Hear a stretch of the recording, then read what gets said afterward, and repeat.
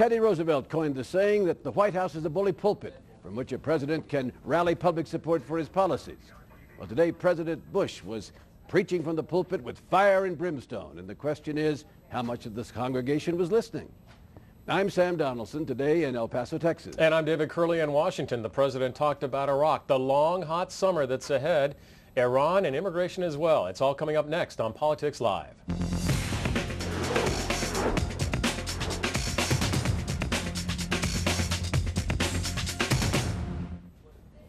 Yesterday, President Bush devoted a speech at graduation time at the U.S. Coast Guard Academy to the warning that he's given before, and that is that if Osama bin Laden's al-Qaeda is not defeated in Iraq, the terrorists will hit us hard here at home. Well, most big city newspapers, on the theory that that wasn't particularly a new message from the president, played the story inside, didn't put it on the front page. Well, today the president called a snap news conference, and on the equally valid theory that if at first you don't succeed, try again, he made the same point in very personal terms in answering questions from David Gregory and Jim Rutenberg. They are a threat to your children, David. And whoever's in that Oval Office better understand it and take measures necessary to protect the American people. And it's a danger to the American people. It's a danger to your children, Jim. And it's really important that we do all we can do to bring them to justice. Well, David, if the president was trying to scare people into believing his policy in staying in Iraq is correct, do you think he's succeeded? Well, I think it shows once again that this president believes that it is the American safety that is driving him, and he believes that the terrorists will come here if you don't go to them. What's interesting, I think, Sam, is that yesterday in his speech, which you mentioned, the president talked about intelligence that we've heard about before, but here's what I had trouble with the president's point of view. One, he's saying that we're fighting in Iraq to keep the terrorists from coming here, and yesterday in his speech he said, well, we have intelligence that shows that Zarqawi was trying to come here. So just the opposite of what he wants to have happen, he says the intelligence shows is actually happening in Iraq. And the background of that, David, as you well know, is that there is no link, the administration has now had to concede for 2 or 3 years, between Saddam Hussein and 9/11 and between Iraq and al-Qaeda before we struck. And so that is an irony not lost on people. You know, Sam, I would say one thing about what the president said today, because we heard a lot of the same themes that we've heard since this war began, and staying the course, and why the president believes he needs to do what he needs to do in Iraq. But, you know, this partly was the president saying that he won. He beat back Congress. He was able to get that timetable out of the Iraq funding bill, and he was actually spending a part of his time today at this news conference to say, we're on the right course, Congress needs to pass this money. He did make a nod to some benchmarks today and saying that those would be acceptable and put more pressure on the Iraqis, but I thought the president was feeling pretty good that he was able to beat back Congress on the timelines. He certainly had a victory. Let's call in Bob Weiner from Robert Weiner and Associates. He's a Democratic strategist, many years experience. Welcome, Bob, and I take it that the president won, right? Hey, Sam, and thanks for having me on the show, and I stare at you every day when you came to my White House farewell. I'll never forget your graciousness in doing that. I don't understand how Bush can claim this as a victory. I just got off the phone with the Chief of Staff for John Murtha, and this is a 4-month bill where we've pushed Bush back to the wall. We've put benchmarks in there. He has to now report for the first time on the success of the Iraqi units, and he has to come back in September. That's exactly what Democrats have wanted to do. This bill is effectively a timetable. It is effectively benchmarks, and we have spun worse than I've ever seen us spin before in terms of doing what the American people want us to do, and it's too bad because we really have forced the president's back to the wall. But Bob Weiner, the left side of the party, the left wing of the party is screaming bloody murder that the Democrats walked away from what happened back in November. Well, let me tell you something. John Murtha is voting for this bill, and he believes that this bill, which is a 4-month bill instead of a 2-month bill, that's the whole difference, is a positive action, and look how far we've come to force the president into these benchmarks, which he didn't want to do. He's conceded on benchmarks, and to do a 4-month bill instead of a 1-year bill. Now he has to come back in September and justify it all on the basis of very specific criteria of success by the Iraqi army. And today, when the president says things like victory will come when the country is stable enough to be an ally. It's gotten worse. There are more deaths now than before the surge, as the Washington Post reported. Or what would be the consequences of failure? How about exactly what's happening now in Iraq? Those are the consequences of failure. So there was so much partisan nonsense and hearing what he wanted to hear going on in that news conference that it was unconscionable for the American people. And that's why the majority of the American people oppose his policies. Well, Bob, I must say, you're a great salesman. I think you could sell, you know, bad land someplace. I'm not trying to sell bad land. I'm trying to I know you're not represent trying to. All right, you are representing the view. Let me tell you something else that the president said today and get your comment on it. When the Baker-Hamilton Commission reported many, many months ago, last fall, the president gave it short shrift. And he said, well, thank you very much, and he will put it on the shelf. Today, he seemed to indicate he was going to re-examine it. Here's what he said. As I have constantly made clear, the recommendations of Baker-Hamilton appealed to me. And that is to be embedded and to train and to guard the territorial integrity of the country and to have special forces to chase down al-Qaeda. But I didn't think we could get there unless we increased the troop levels to secure the capital.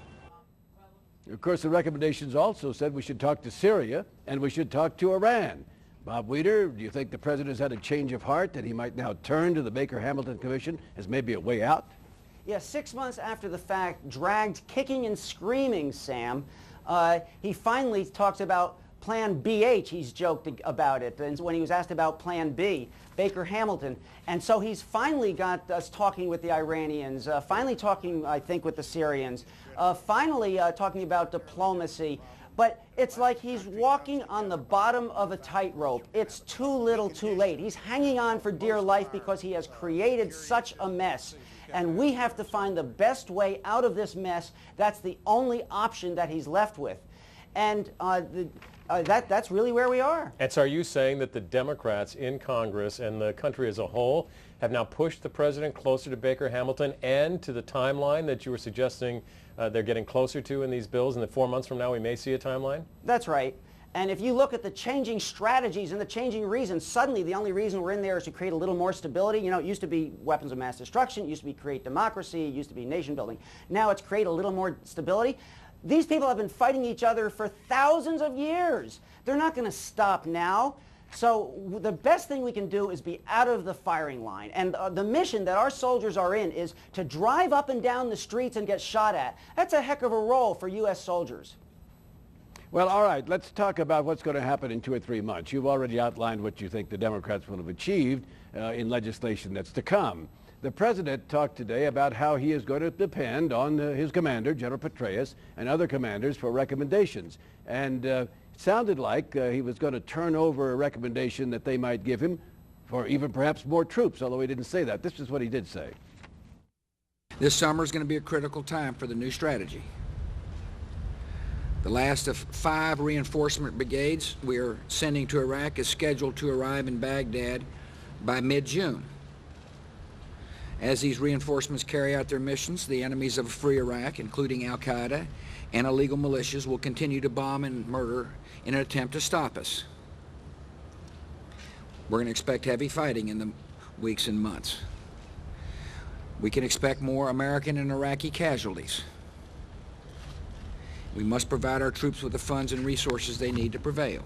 And so General Petraeus has said, why don't you give us till September and let me report back to not only me, but to the United States Congress about progress. Well, you know, Bob Weiner, it sounds to many of us as if the president hopes or believes that General Petraeus in September will say there's enough progress to keep going. Well, it's Alice in Wonderland. Petraeus is under some pressure, and Petraeus is already saying there's incremental progress despite the greater numbers of deaths, despite the continued violence. He's already saying that. So what I've been telling my Democratic colleagues in strategy is Petraeus will come back in September and he's going to say there's incremental progress. We have to have other sources, Sam, like you, like the media, like the reality of what's going on the ground. Those will be our sources for what's really going on, and the American people will see through it. And by the way, he doesn't even listen to his generals. As you've pointed out, the general said, don't do this surge.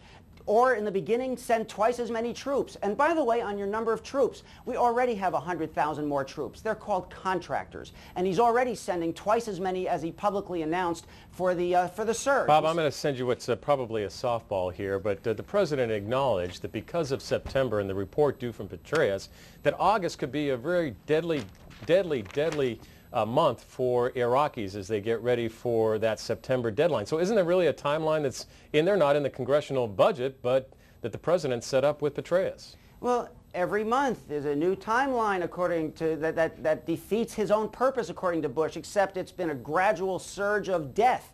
That's what we really have in Iraq. And a surge, the unconscionable part is it's more injuries proportionally than we've had in Vietnam, when you have 25,000 people injured and 15,000 of them without limbs. Those are, and brain injuries, as your own ABC Woodruff pointed out. So those are serious things that happen month by month by month.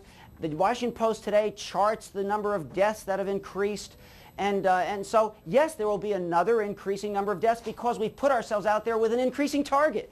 Put a bullseye on. Right. American troops are targets, and it makes more Iraqis targets.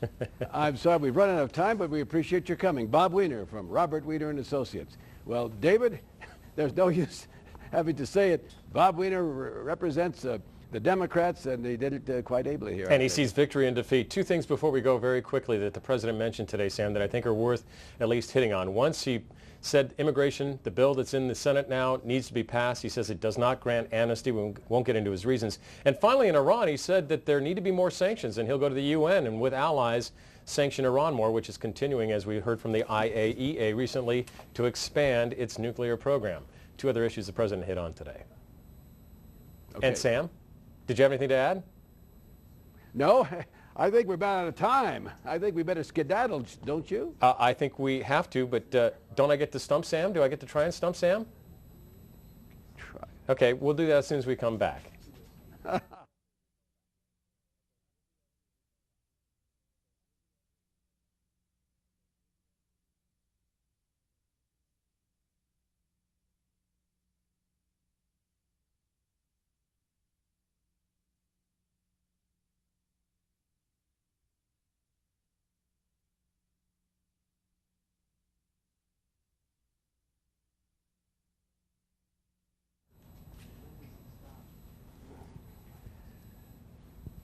Welcome back to Politics Live. David Curley in Washington with Sam Donaldson in El Paso, Texas. It is time to stump Sam. And Sam, I think we're going to toss you a softball here.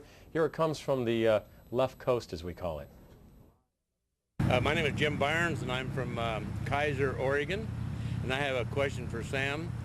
Who was the Oregon senator that was ousted because of sexual improprieties? The Oregon senator was ousted because of special improprieties. Sexual improprieties? Yes, I understand. No, sorry, I thought you said special, yes. Bob Packwood. Bob Packwood is the Bob answer. Packwood. And I'm sorry, Jim, we can't send you the hat. And what was the year, Sam? Oh, in the 80s. 1995. Don't down. All right, I'm sorry. Oh, good. In the 80s, 1995. So I got the question, and now you embarrass me. I did not embarrass you.